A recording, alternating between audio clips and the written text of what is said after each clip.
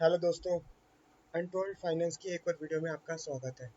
तो ये वीडियो आपके लिए बहुत ही ज़्यादा इम्पोर्टेंट होने वाली है। इस वीडियो में आपको कुछ ऐसा बताऊंगा जो मतलब कि काफ़ी इम्पोर्टेंट है। इसमें अगर वीडियो को मैं आपका स्टार्ट करें जैसे कि, तो सबसे पहले मैं आपको बता दूँ, आपने देखा होगा, लोगों ने आपको बताया होगा कि फायर, लोग आपने बहुत बार सुना होगा ये फायर फायर फायर। अगर आप कुछ कर रहे हो, आप काम कर रहे हो, तो आप रिटायर कैसे हो सकते हो अर्ली। तो फायर की फुल फॉर्म बताता हूँ चलो मैं आपको कि फायर की फुल फॉर्म क्या है। तो फायर की फुल फॉर्म है फाइनेंशियल इंडिपेंडेंट रिटायर अर्ली। तो अगर आप थोड़ा बहुत अगर यूट्यूब पे वगैरह पे या कहीं पे भी अगर आप फाइनेंस के बारे में थोड़ा बहुत देखते होंगे, तो आपको ये कॉन्सेप्ट बहुत सुनने को मिल रहा होगा आजकल की फाइनेंशियली इंडिपेंडेंट हो जाओ और जल्दी रिटायर हो जाओ। मतलब कि आप अपना बहुत ज़्यादा पैसा कमा लो, बहुत ज़्यादा पैसा कमा लो और जल्दी से रिटायर हो जाओ। तो दोस्तों, अगर मैं आपको बताना चाहूँगा कि ये सब आपके लिए नहीं है। अगर आप इंडियन हो तो आपको रिटायर अर्ली होने की ज़रूरत नहीं है। आप रिटायर अर्ली होकर खुश नहीं कर सकते दोस्तों, क्योंकि जो ये रिटायर अर्ली का कॉन्सेप्ट है, ये एक्चुअली आपको अच्छा लग सकता है सुनने में, पर ये अच्छा नहीं होता। अगर आपको इसका एग्जाम्पल देखना है तो आप मैं आपको एग्जांपल, आप रियल लाइफ में अपने ऊपर एग्जांपल करके देखिए। आप 1-2 महीने कुछ भी काम मत करिए, कुछ भी मत करिए, सिर्फ घर पे बैठिए, अपने कमरे में बैठिए और सिर्फ फ़ोन चलाइए, कुछ भी करिए। आप देखो, कोई काम मत करो, सिर्फ आप सिर्फ मज़े करो। आप देखना, आप 1-2 महीने भी, आप 1-2 महीने क्या, आप 1 हफ्ते भी पूरा बोर हो जाओगे। अगर आपने 1 हफ्ते भी आराम कर लिया, तो अगर आपको कोई काम नहीं देगा करने के लिए 1 हफ्ते तक भी, तो आप गारंटी मैं लिख के दे रहा हूँ, आप बोर होने वाले हो। आप आपका लाइफ का मकसद, आप सोचोगे मेरा लाइफ का मकसद क्या है, आप कर ही नहीं पाओगे आराम। आराम करना इंडियंस के लिए है ही नहीं। हमें अपने इंडिया को एक सुपर पावर इकोनॉमी बनाना है। तो इस सुपर पावर इकोनॉमी बनने के लिए हम सबको पैसा कमाना है। आपने हमें अपने पेरेंट्स को एक अच्छी लाइफ देनी है। तो इसलिए हमें फाइनेंशियल इंडिपेंडेंस, रिटायर अर्ली, ये वाला कॉन्सेप्ट आपको सुनने की जरूरत नहीं है। ये कॉन्सेप्ट आपके लिए नहीं है। तो जब अगर दोस्तों बात करें कि अगर फायर कॉन्सेप्ट अच्छा नहीं है, तो कौन सा कॉन्सेप्ट अच्छा है, तो इसके लिए मैं आपके लिए एक दोस्तों एक नया कॉन्सेप्ट लेके आया हूँ, जो मैंने खुद ही डिज़ाइन किया है। देखो, मैं ये कह रहा हूँ मैंने खुद डिज़ाइन किया है क्योंकि मुझे नहीं पता कि ये ऑनलाइन अवेलेबल है या नहीं है कहीं पे। पहले मैं आपको बता दूँ कि ये कॉन्सेप्ट मैंने सोचा और मैंने देखा कि हाँ, ये वाला कॉन्सेप्ट अच्छा रहेगा। मैंने खुद सोचा, खुद एक्सप्लोर किया, कुछ चीज़ें आइडेंटिफाई करी, तो मैंने देखा कि हाँ, ये वाला कॉन्सेप्ट मुझे अच्छा लग रहा है। मैंने इसके ऊपर रिसर्च नहीं करी है कि ऑनलाइन अवेलेबल है या नहीं, ये कॉन्सेप्ट फेमस है या नहीं है, पर मेरे हिसाब से फायर से अच्छा कॉन्सेप्ट है राइस। राइस की फुल फॉर्म है रिजर्व, इन्वेस्ट, सिक्योर, एक्सपेंड। तो इसका मतलब क्या है, तो पहले मैं आपको मतलब समझाता हूँ, फिर मैं आपको अपना खुद का एग्जांपल कि मैं क्या ड्रीम लेके बैठा हूँ अपने माइंड में, और मैं इसे किस तरीके से अपनी लाइफ में अप्लाई करने वाला हूँ, ताकि उसका एग्जांपल लेके आप खुद भी अपनी लाइफ में इसे अप्लाई करें। तो सबसे पहले देखते हैं राइस से मेरा मतलब क्या है। राइस रिजर्व, सबसे पहले आपका है यहाँ पे build income and save wisely. सबसे पहले आपको अपनी इनकम बढ़ाने पर ध्यान देना है। और आप इनकम बढ़ाने पे ध्यान दे रहे हो तो ठीक है, ध्यान दो, लेकिन आपको सेव करना है। अब कितना सेव करना है, देखो, मैं हमेशा बोलता हूँ, अगर आप 100 रुपये कमा रहे हो तो आपको सिर्फ 10 रुपये खर्च करना है। हाँ, तो थोड़ा मुश्किल हो सकता है कि सबको अपने पर्सनल एक्सपेंस भी करना होता है, कुछ भी करना होता है, पर आप 100 रुपये कमा रहे हो तो आपको 10 रुपये ही अपने ऊपर खर्च करने हैं। ये याद रखने वाली बात है। आपको 100 रुपये कमा रहे हो, आपको 10 रुपये ही खर्च करने हैं अपने ऊपर। अब ये देखो, अब एक और चीज़ बताता हूँ मैं आपको, ये 100 रुपये वाला कॉन्सेप्ट नहीं चलेगा। अभी आप अब इसमें क्या होता है 100 रुपये वाले कॉन्सेप्ट में, आप 100 रुपये में से 10 रुपये, अरे 100 रुपये या 10 रुपये, ये वाला कॉन्सेप्ट आपके काम ही नहीं आएगा। आप अपने रियल लाइफ को ये 100 रुपये 10 रुपये से नहीं इमेजिन कर सकते हो। तो इसका मैं आपको एक और एग्जांपल देता हूँ, जैसे मैं क्या कहना चाहता हूँ। जैसे कि मैं आपको ये एग्जांपल दूँ, आपके पास आपको एक प्रॉपर्टी खरीदनी है, आपके पास 100 रुपये है। तो मैं कहूँगा कि आप 100 रुपये में से आप 1 रुपये या 10 रुपये खर्च करके अपनी प्रॉपर्टी खरीद सकते हो, तभी आप प्रॉपर्टी खरीदना, वरना मत खरीदना। अब 100 रुपये में से 1 रुपये लेके प्रॉपर्टी खरीदना है, या 90 रुपये लेके प्रॉपर्टी खरीदना, इसका क्या मतलब है, ये आपको 100 रुपये समझ में नहीं आएगा। अब मैं आपको इसे इस तरीके से समझाता हूँ। अब आपके पास मान लो 100 करोड़ रुपए है। अब आपके पास 100 करोड़ रुपए हैं। अब आप या तो 1 करोड़ की प्रॉपर्टी खरीदोगे या 10 करोड़ की प्रॉपर्टी खरीदोगे, क्योंकि भाई आपके पास 100 करोड़ रुपए हैं। आप इमेजिन करो 100 करोड़, 100 करोड़ में से आप 1 करोड़ का या 10 करोड़ का घर खरीद रहे हो। अब मैं क्यों बोल रहा हूँ, लेट्स से आपके पास 100 करोड़ रुपए हैं। अब आपने 90 करोड़ का घर खरीद लिया, ठीक है। अब आपने 90 करोड़ का घर खरीद लिया तो आपके पास बचे कितने रुपए, 10 करोड़ रुपए। अब अगर आप थोड़ा बहुत जानते हो रूल ऑफ 72 के बारे में, तो अगर आपकी मान लो मोटा मोटा अगर आपका रूल ऑफ 72 के हिसाब से अगर आपका 12% के हिसाब से आपका जो पैसा है वो कंपाउंड हो रहा है, तो आपका हर 6 साल में पैसा डबल होगा। मतलब अब आपके पास 10 करोड़ रुपए बचे हैं, मतलब अगले अगले 6 साल बाद आपका 10 करोड़ जो है वो 20 करोड़ हो जाएगा, ठीक है। लेकिन अगर आपने 90 करोड़ का घर ना लेके आपने 10 करोड़ का घर ले लिया, मैं नहीं कह रहा 1 करोड़ का लो, मैं कह रहा हूँ आपको 100 करोड़ रुपये आपका, आप 10 करोड़ का घर ले लो। अब आपके पास कितने रुपए बचे, 90 करोड़ रुपए बचे, ठीक है। अब रूल ऑफ 72 12% का इंटरेस्ट रेट ऑफ रिटर्न हमें मिल रहा है, तो हमारा जो 90 करोड़ है वो अगले 6 साल में 180 करोड़ हो जाएगा। समझ रहे हो कि 90 करोड़ का घर लेने और 10 करोड़ के घर लेने में क्या अंतर होता है। अगर आपने 90 करोड़ का घर लिया था तो आपके पास 6 साल बाद 20 करोड़ रुपए होंगे, और अगर आपने 10 करोड़ का घर लिया तो आपके पास 6 साल बाद 180 करोड़ रुपए होंगे। तो दोस्तों ये डिफरेंस है जो आपको समझना पड़ेगा कि आपको 100 रुपये में से 10 रुपये खर्च करने हैं या 100 रुपये में से 10 रुपये खर्च करने हैं या 90 रुपये खर्च करने हैं। इसे ऐसे नहीं बोलेंगे, हम बोलेंगे 100 करोड़ में से आपको 10 करोड़ खर्च करने हैं या 90 करोड़ रुपये खर्च करने हैं, तब आप डिफरेंस समझोगे। 100 रुपये से डिफरेंस नहीं समझ आएगा। 100 करोड़ में से आप 10 रुपये खर्च कर रहे हो या 90 रुपये खर्च कर रहे हो, ये आपकी चॉइस होगी। तो आप क्या खर्च करोगे जब आपको पता चल रहा है कि मेरे पास 6 साल बाद 20 करोड़ रुपए हो सकते हैं, मेरे पास 6 साल बाद 180 करोड़ रुपए हो सकते हैं। अब लोग ये आर्ग्यू कर सकते हैं मेरे से कि जो भाई मैंने 90 करोड़ का घर खरीदा है वो हो सकता है हजार हो सकता है कि 1 साल बाद ही 180 करोड़ का हो जाए।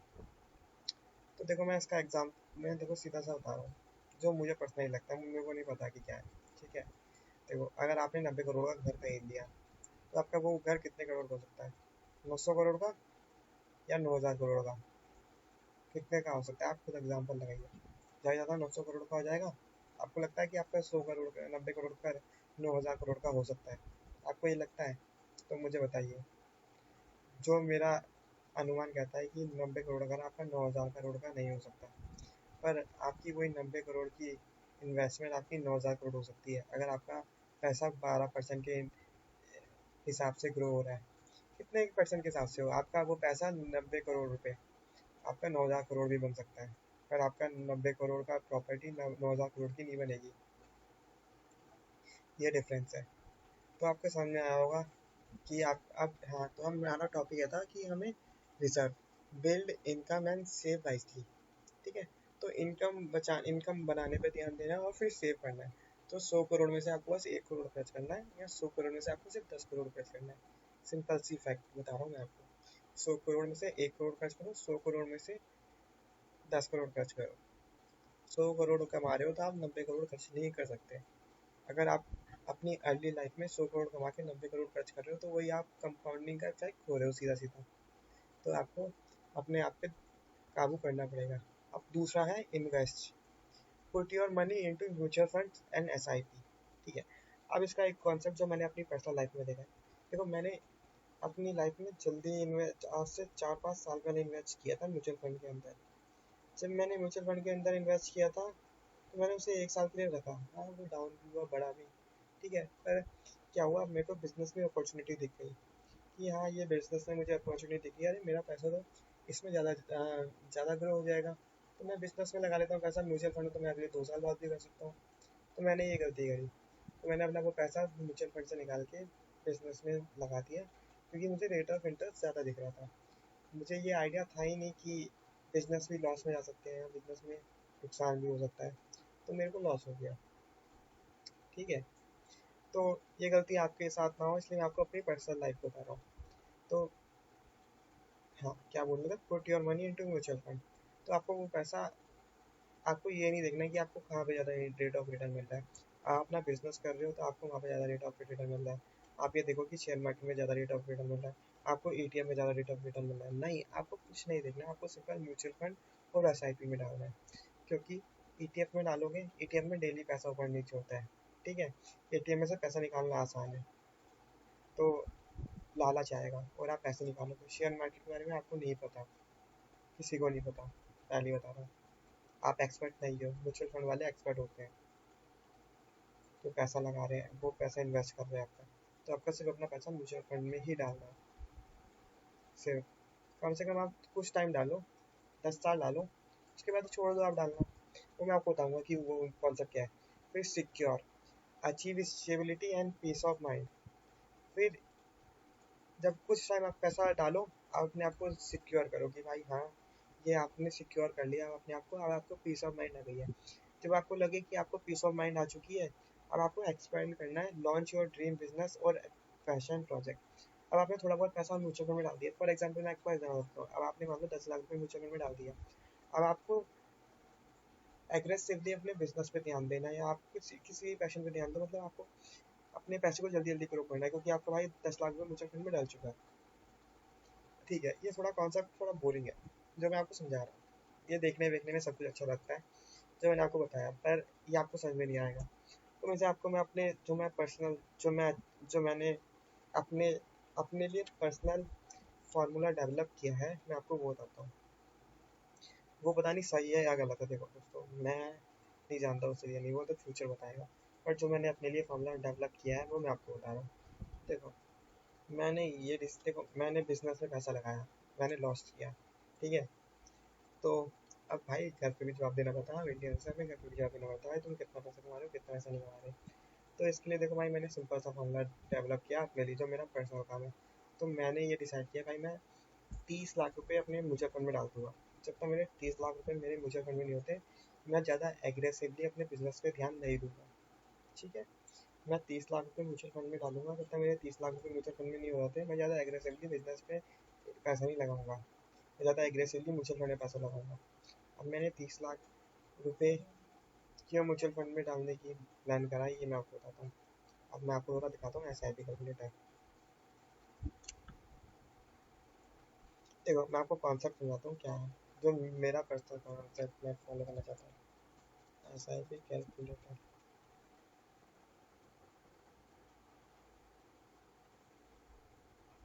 देखो भैया, हम तो लमसम लेके चलेंगे, हम ये नहीं देखेंगे हमने कितने साल में डाला। मैं आपको नॉर्मल सा फंडा दिखाता हूँ। देखो, मैंने 30 लाख रुपए डाल दिए म्यूचुअल फंड में। अब 12% का रेट ऑफ इंटरेस्ट मिल रहा है, और 10 साल के लिए मैंने डाल दिए। तो मुझे कितने पैसे मिल जाएंगे 10 साल बाद? मोटा मोटा 1 करोड़ रुपये मिल रहा है मुझे। तो आज से अगर, अब मैंने आज 30 लाख रुपए डाल दिए मान लो म्यूचुअल फंड के अंदर। अब मेरा पैसा डूब भी जाता है, कुछ भी हो जाता है, मतलब अब मैंने ये म्यूचुअल फंड में 30 लाख रुपए डाल दिया, अब मैं सोच रहा हूँ मैं म्यूचुअल फंड में कुछ भी नहीं डालूंगा। पर मैं मानता हूँ, मैं 5-5 हज़ार 10-10 हज़ार पर थोड़े बहुत, मैं मतलब पहले अगर 50 हज़ार रुपये डाले तो अब 5 हज़ार रुपये डालूंगा म्यूचुअल फंड में, इतना करूँगा, ठीक है। पर मैं मान के चल रहा हूँ अभी मैं कुछ भी नहीं डाल रहा म्यूचुअल फंड में, ठीक है। तो मैं 30 लाख रुपए डाल दिया। अब मैं अपने पैसे को 30 साल 10 साल तक रोने दूंगा बस। अब मैं इसमें कुछ पैसा नहीं डाल रहा, तो फिर भी मेरे पास 10 साल बाद 1 करोड़ रुपए होगा।